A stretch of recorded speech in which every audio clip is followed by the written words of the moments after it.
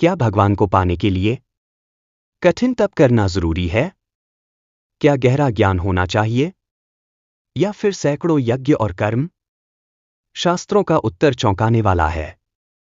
वेद, उपनिषद, गीता और भागवत सब एक स्वर में कहते हैं, भगवान कृष्ण को पाने का सबसे सरल, सबसे गहरा और सबसे सच्चा मार्ग है भक्ति।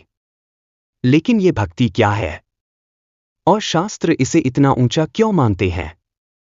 भगवद गीता में स्वयं श्री कृष्ण कहते हैं, सर्वधर्मान् परित्यज्य मामेकं शरणं व्रज। अर्थ साफ है, सभी उपाय छोड़कर केवल मेरी शरण आओ। यहां कृष्ण कोई दर्शन नहीं दे रहे, वह आत्मा का सीधा रास्ता बता रहे हैं। गीता ये नहीं कहती कि कर्म गलत है या ज्ञान व्यर्थ है, लेकिन गीता ये जरूर कहती है, भक्ति के बिना सब अधूरा है।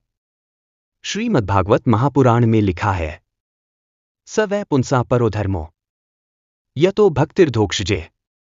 अर्थ, वही धर्म श्रेष्ठ है जिससे भगवान कृष्ण की निष्काम भक्ति उत्पन्न हो।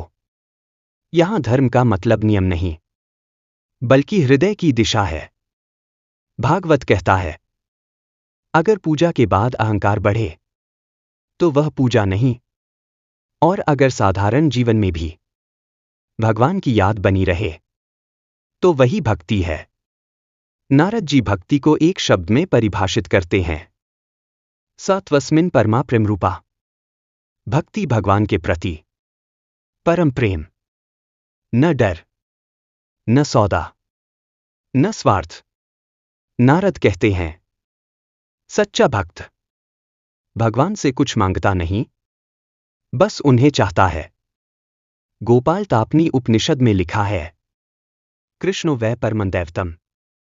अर्थ, कृष्ण ही परम ब्रह्मा है। यानी कृष्ण भक्ति किसी मूर्ति या रूप की नहीं, साक्षात ब्रह्मा की उपासना है। इसलिए शास्त्र कहते हैं, जब भक्त कृष्ण कहता है तो वह पूरे ब्रह्मांड को पुकारता है।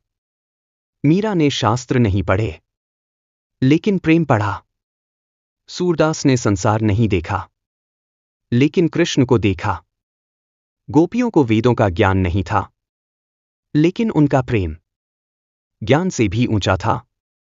इसलिए भागवत कहता है, भगवान ज्ञान से नहीं, प्रेम से वश में होते हैं। शास्त्रों का अंतिम संदेश बहुत सरल है, भगवान को पाने के लिए आपको बदलना नहीं पड़ता, सिर्फ जुड़ना पड़ता है। कृष्ण भक्ति कोई कठिन साधना नहीं, यह हृदय की स्वीकृति है। और जब यह स्वीकृति होती है तो भगवान दूर नहीं रहते, वह स्वयं भीतर प्रकट हो जाते हैं।